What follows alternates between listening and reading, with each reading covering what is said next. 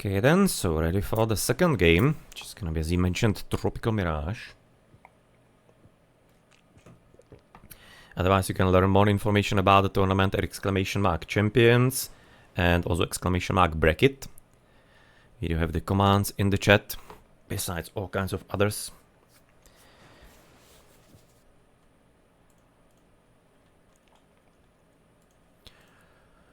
Okay then, so there we go. Second game on Tropical Mirage.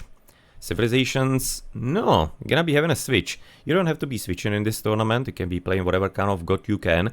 And basically just like whole time, it doesn't matter. Just the maps are preset for you by the tournament.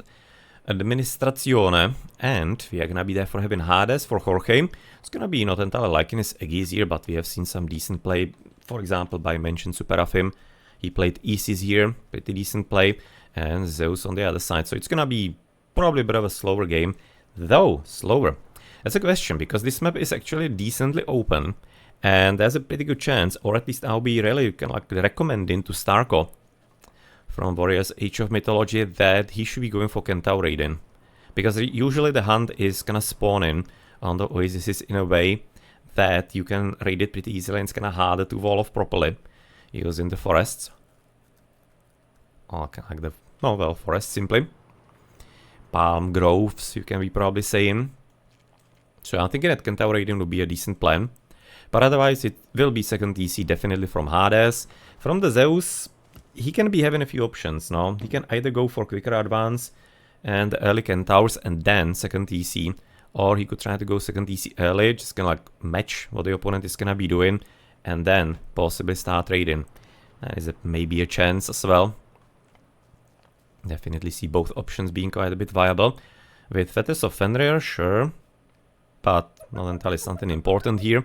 Yeah, having mostly docile animals here with the zebras and the giraffes. Sometimes there's gonna be, if I'm not mistaken, like an elephant.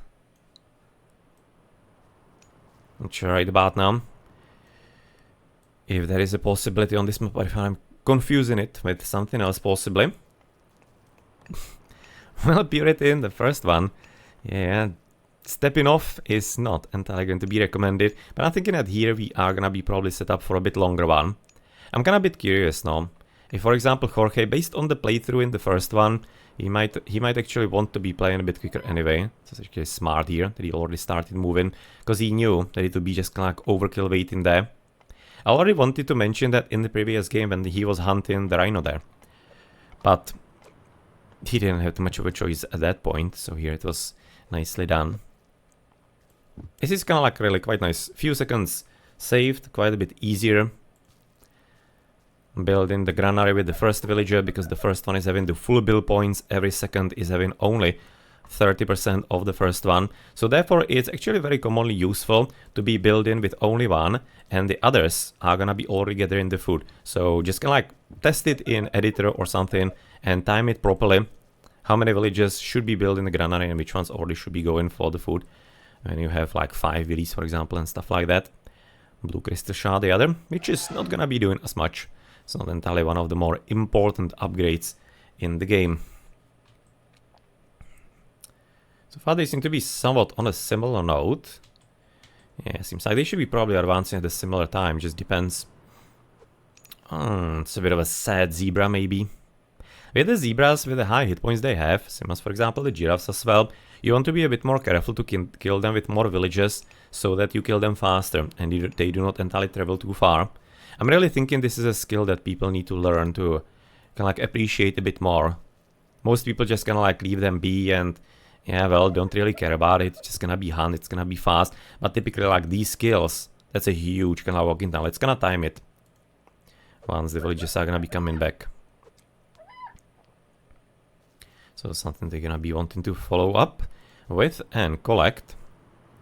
Let's right now just gonna wait for this guy to be filled. Okay, so he's going almost 359.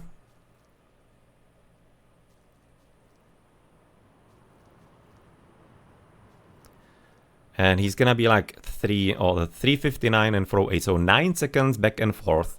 Basically waiting for absolutely nothing.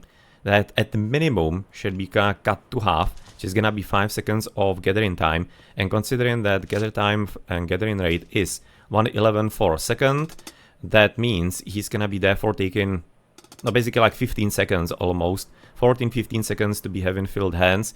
That practically means that you can very easily, basically kind of losing like a third of your time that they could have been gathering, losing basically like 5 food, you could be saying, on every trip that way. That is actually unnecessarily too long. Yeah, if you're gonna be kind of thinking about it that way, then suddenly it's gonna be making sense that it's not too inconsequential, and it's actually something that you should be thinking about. And that's very often something that the experts do think about, and that's where they are, of course, playing better. Okay, decentish, boltish. That's gonna be right about now the Kazaskopos. There he is, already coming up to help as well. It's gonna be interesting, kind of like chase around town here. Obviously, don't have enough power to stop the TC, so Jorge is not gonna be minding too much in any kind of way. Yep, it's gonna be rather decently played here. Good hunter, of course, next to him, as you mentioned a bit earlier. And I really do wonder if you're gonna be right now seeing the pyramid here. And actually a fairly curious spot tactically, next to possibly the base of Starko, that if somebody is gonna be trying to hide units in there, you don't hide them on the minimap, but on the map itself, you can actually hide units into the pyramid. So, well, gonna be having to wait and see about players maybe having some kind of funny ideas about it. But definitely happy that we see right now the Centaurs coming up, and it was without the second TC. By the way, of course, Starko, you can see him streaming fairly regularly. He's having Twitch TV /Starko, exactly this kind of denomination, ST4 RCO. There's a 0 at the end, not like O, sorry, so therefore 0. And I'm thinking like double underscore, some kind of underscores at the end. And he's actually streaming fairly commonly, so if you're gonna be wanting to follow him, definitely do hit him with that, so that you can enjoy some Argentinian gameplay. At, of course, the usual Argentinian times. No, but currently that's gonna be good hit. And we need to be right now running immediately. Did he dodge? No, he didn't. Because you can dodge. If you're gonna be quick enough, then you certainly can be going into the tower before the attack is gonna be unleashed. And actually, even if the attack is gonna be unleashed, then if you manage to jump into the tower, it's gonna be nullified. I'm fairly certain that it is. Because otherwise... No, I'm right now actually not certain about that one. I think it should be nullified, but it definitely does follow the units, because I do remember some kind of like wacky on the Becky arrows that, for example, I remember some kind of Citizen game, so Atlantean, where he was just kind of like jumping into the manor, and I distinctly remember the arrow just kind of like making a wild turn in the air, mid-air, to follow into the manor. But I'm not sure if the damage was done. I can say it now, this is what I was talking about. I can like funny, I would be probably considering it exploit, rather it's not definitely intended. But it is something that is in the game, so potentially can be somewhat used as well. Okay, Mirage so far. Not much of a difference here in favor of Jorge, as you do have 3 Centaurs, which is very important, because that's villager insta-kill. Unfortunately, he's not entirely right now scouting the proper places. Is he gonna be right now managing that? That's still well in time. And he, of course, doesn't have the ceasefire, so this is gonna be working pretty well. 30 EC on both flanks. Oh, well scouted though. Well defended rather by Jorge. That's gonna be Kentaro. Dead though. Oh, almost. Because the problem is that Hiron is having 6 track rating and they are having 6.5. So therefore, they can dodge if they're not close enough. If the units are gonna be right next to each other and running, then he's still gonna hit with how the accuracy works in each of Mythology. But on second of longer distance, the chance is very low you're gonna be able to land it. Not impossible, because there is still some kind of volatility, like left-right, bit of a cone where he's gonna be shooting, but yeah, he would have to be really getting lucky, which is not entirely too likely. So, Stablinho, getting prepared, and all the way into the middle. Apparently it's gonna be Stable and Archie Range, interesting for the Hades. Usually Hades likes to be going either for the Trinity, so therefore all 3 of them at once, or he very much likes to be going for Hoplites and the infantry in general.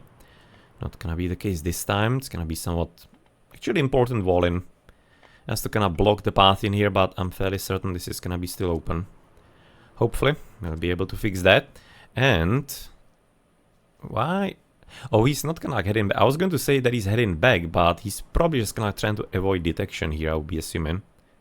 Let's have a quick check on some upgrades. Gonna be having the hand axe in there and the blue crystal shard. Jorge is gonna be having the pickaxe on top of it with husband arrow for both. Even plow, for example, for Starko, and not entirely that many goats available for practically both of the players. So you can see, especially for Starko, it's at this point gonna be upgrade practically for farming in just some minutes. But since he's already kind of thinking about it, might be somewhat decent. Yeah, classic glitching. Always also reminds me of one of the games in... It was either Bill Greg Open Tournament or the first Voobly League. Joe was exactly dancing this way through like a wall and back. But it's not like he's gonna be finishing there. Just like simply the game, trying to negotiate the special attack that should be always hitting and somehow making it work. Of course, plow as well. Otherwise, resource is the same, but 18 villages difference. Yeah, that's the problem right now. Definitely wasn't a bad choice, in my opinion, to go for the Centaurs. But unfortunately, he hasn't been able to get any kind of reasonable damage in. He just wasn't in the correct places at the correct time. And that means that Jorge has gotten way too much of an edge now. And he's most probably gonna be able to use it. Still gonna be expecting he's gonna be playing it into Hephaestus. I think that playing here into Artemis is... like it's... I don't want to say that it's like a mistake or anything, but for a proper late game preparation here, Hephaestus is, I think, like a choice number one. But if he's gonna be having at least some kind of feel that he can break through, then Artemis can somehow work, because the blockage of the TC can be working pretty damn well for him, and he can just kind of murder it quickly as in the last game. So we'll see what kind of like fate he's gonna be having prepared for Starko. But I wouldn't necessarily expect that it's gonna be anything too terrifyingly quick here. Can see still about 14 difference. No, it's actually rather significant. If you're gonna be comparing with Starko, it's practically like a quarter of the economy. And 25% difference, that's pretty much 2 economical upgrades in AOM. That's quite a huge diff. That's gonna be certainly 100% felt by the players. Definitely no upgrade here on any kind of units. Gonna be the same here for Starko. And where do we have the Centaurs? Are they already dead? No. Nope, no, they aren't, but they are still having quite a serious problem trying to find some proper spot. Can say now well guarded by Jorge. Having Ajax there. Hiron is gonna be probably still somewhere to the right. Or is he with the army? Ah, he's with the army. He's with the army now. With Aphrodite, and for the opponent, he's gonna be trying to get close as well. So he shouldn't be entirely lagging behind too much, maybe like half a minute. Depends how much he wants to be still committing to the army, but as you can tell, Jorge is already way ahead through his earlier second TC, and of course not enough economical damage done by Starko.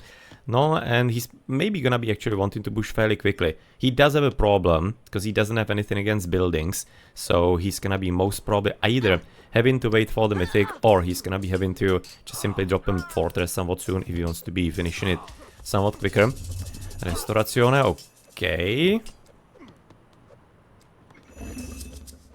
can see all the medium hippies and medium toxotai as well. No, and maybe he's gonna be taking a second fight with the Aphrodite right after with Curse. Trying to force him into a fight as well. And looking at some of the damage on some of the units, might be actually netting himself quite a decent Curse in the first place, as you do have some pretty solid trading with fairly creative walling in there by Starko. Quite a far away stable and further away than what I'll be actually in total and overall expecting with Carpenter, Square, Irrigation. Oh man, that's gonna be a strong economy, fortunately. Oh, he didn't. Yeah, I was going to say that maybe he actually missed him, but nah. He was paying close attention here. He certainly was. Full pop limit, but missing a few houses here. Quite a few to be exact. With Artemis in the ante. At this point it seems like that really El Curioso is already gonna feeling that he's in a pretty good spot, and therefore just a bit more strong push and shove is gonna be right now sending it over the edge. At this point, it looks like for Starko. So I'm expecting that he might be going for. Okay, that was really good. No, that's because exactly as I mentioned, the hit points were quite a bit lower. So we got the maximum 9 piggies out of that, which is gonna be some extra food possibly. But in the end, just like most of the army gone here. And further complications for Starko, because he's not gonna be able to really leave into heroic, because he's gonna be at this point, his auto queues will be wanting to get way more units. So this was also tactically well played by Jorge, keeping his opponent quite a bit more kind of strained. And is he actually getting the fortress somewhere? No. Oh well, that is the fortress, but no auto queue in there. So he might just maybe wait for possibly even the Gastrafetes. At this point, with how he's playing, he's gonna be casting Earthquake most probably into the base. And the front one, he's probably gonna be trying to take down through conventional fashion. I'll be thinking. Because he could, of course, theoretically also go the opposite way. It would be maybe somewhat easier. Taking the front base down and completely out, taking the TC immediately. And just like the difference is kind of low. This is probably a bit more of a confident play, casting the Earthquake into the base here. Into the middle. Just kind of like shows that he's gonna be having everything under control elsewhere. And it looks like that Starko is exactly right now realizing a complicated situation that he is right now finding himself in. And that's gonna be there for Jorge, already getting himself a 2-0 lead. And he's gonna be therefore only one game away from getting himself into the next stage of the tournament, which is gonna be already the last one for the qualification into the Champions League Season 3. Okay, let's see if maybe Starko is gonna be able to find some kind of kryptonite for Mariano. So far it seems like that he hasn't entirely discovered his comfort zone in the match, but he still does have one last chance to prolong it. So we'll see if he's gonna be succeeding in that. Starko nothing. Blue is gonna be heavy Toxotai already. Can see some quick upgrades here. Starko is gonna be also having Bowsaw with Shaftmine and Plow. It's not entirely bad economically. It's gonna be similar to opponent who already, of course, does have a bit of extra, knowing that early economy bonus. That Starko wasn't able to neutralize rather, paid off. Okay, so what do you have in the post game? But like some 3k, 4.5. Oh, that's gonna count with 3-3. 3-3 and 17, so it's gonna be 5,000 and 4,000, so 9,600. That's actually quite a ton. That's a lot more than I was even expecting that the difference is going to be. So really well played by Jorge. Same-ish military count units killed, but we do know, even though it looks like the same and looks the same, it is definitely not the same here. But good attempt with the Centaurs in my opinion. But GG. It's got a bit of a drop here, right next to Mythical Age, but again, it's not going to be mattering anymore.